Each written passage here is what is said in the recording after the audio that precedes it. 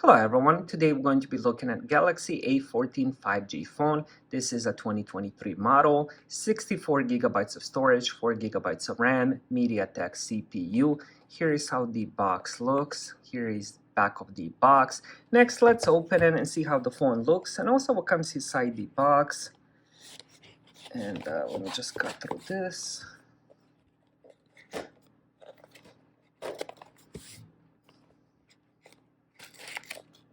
And here we go.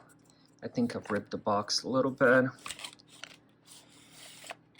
So I just pulled that out, and let's see what else we have. A bit of an interesting box to say the least. This is the... Alright, so here we go. We do have SIM injector pin. It's kind of on the inside, so make sure you don't throw this away. And then let's see what else we have. So that's it. So we do not get the charger brick. We do get the cable USB to USB-C. No charging brick. So we get the quick start guide in terms and conditions. And I'm not sure if this is the same thing, just on Spanish. Let's see. Yeah, I guess it is. So you get two different ones, one English, one Spanish. And then you get another little piece of paper. Again, same thing. And the cable itself looks nice, but unfortunately there's no brick. Now let's check the phone itself. Let's peel off the plastic.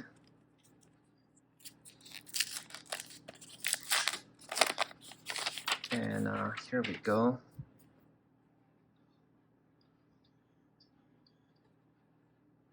It definitely has a little bit of thickness to it, which is not a bad thing.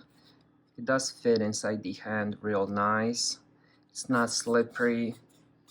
Back is like that plastic on the back is textured, which makes it really nice to hold. It's not slippery like most of the other phones these days, so I like that texture back. And right here we have triple camera system. One of them is 50 megapixel camera. It also has the flash. On the front we get 30 megapixel front facing camera. And here we go with the side. We have the power button and volume rockers. And then on top, we get the microphone. And here's the side where the SIM card goes and also SD card expansion. Now you can expand this phone up to 1 terabyte with the SD card. And here on the bottom, they kept the 3.5 millimeter headphone jack. We also get USB-C for charging, and then we get the speaker grill. So it does have one speaker on the bottom.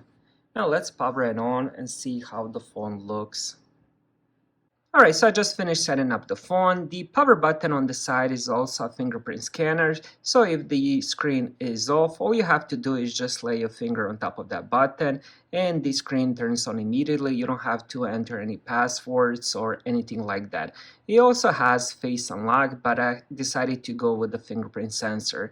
Alright, next let's talk about the screen. We have 2400 times 1080 pixels, and I was checking the brightness and I noticed the screen brightness is only in 25%. So this screen is very bright. Let's put it on 60-70%. You can definitely see the difference. It has a very bright screen. The colors are really nice on this phone. I'm not sure if it's showing, but it has really good viewing angles. The screen itself pops with the colors. As you guys can see, the orange, the white, the blues. Everything looks good on this phone. Overall, a really nice phone. I love the screen and also love the fingerprint scanner. That really saves some time. I don't have to enter any passwords. So that's a really nice touch, and it's located in a really nice place because once you grab it, you kind of thumb immediately goes to it. So let's say if it's off, and like for example, if it's on the table, you kind of pick it up and then your finger kind of immediately goes to that button and the phone unlocks. So that's a really nice placement and works 100% of the time. Thank you guys for watching and have a great day.